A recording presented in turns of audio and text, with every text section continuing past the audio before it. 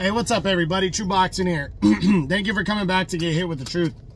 So today we are doing the what's next on former longtime WBC heavyweight champion of the world, Deontay Wilder, following his third pro defeat, I'm sorry, a one-sided 12-round decision loss to former champion Joseph Parker as they fought on the DAZN pay-per-view Day of Reckoning Supercard that took place on December 23rd from Riyadh, Saudi Arabia. Tough loss, you know, well, before we get into that, if you could smash the like button, leave a comment, or subscribe to the channel. I really do appreciate any and all support that I can get as I continue to build my channel here. 1 second. So, Deontay Wilder, you know, this loss was a tough one for him. 38 years old. Hasn't really fought much the last couple of years. He's been pretty inactive since the loss to, the knockout loss to Tyson Fury in their third fight in what was the fight of the year, in my opinion. And, you know, it was a great fight. It really was. You know, for him, you know, he performed well, but he only had one fight in between. And he took on Parker. And I said if Parker were to fight the perfect fight, that he could beat Deontay Wilder. And Wilder did that. I mean, Parker did that. Wilder just didn't show that, that drive, that fire to go after Parker. And when he did pull the trigger, it was like Parker was waiting for him to step into his punches. And he would put his head down and kind of step into Wilder. So it was a good performance, you know, impressive performance by Parker. And Wilder takes a tough L, you know, and he said that he's got to get his drive and his fire back. But it looks like retirement's on the table as well. So the big question now is what's next for Deontay Wilder following that tough defeat? And, you know, it's really up in the air. I do believe Wilder should and could come back, and I'm leaning towards that he will, because I don't think he wants to go out like that. I really don't. But let's run through the top 10 and see what the possibilities are. First off, a fourth fight with Tyson Fury is not going to happen. Fury's one he lost, but Fury is locked into what is essentially 2 fights with Alexander Usyk, as they have a rematch clause in their contract when they fight for undisputed. Then we go to Alexander Usyk, the unified champ. Not likely for the same reason.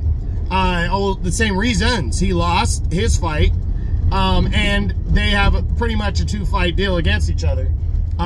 You know, so not likely to see those two guys lock horns.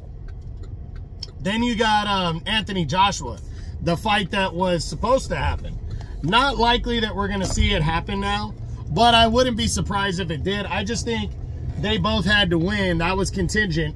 And they both really needed that win in order to keep that fight a possibility. So now, I just don't think it's a real possibility. So I'm going to lean towards no on that one. Then there's, I'm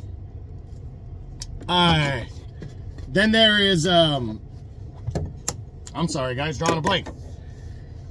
There's Filip Hrgović. Not likely he's fighting for the IBF title next, and Wilder's completely out of that mix, so not seeing that one. Then you got Zhilei Zhang, the WBO interim champion. Zhang might be crazy enough to take the fight. This dude doesn't give a shit. He'll fight anybody. He's a big boy. He's 40 years old, and he doesn't give a shit.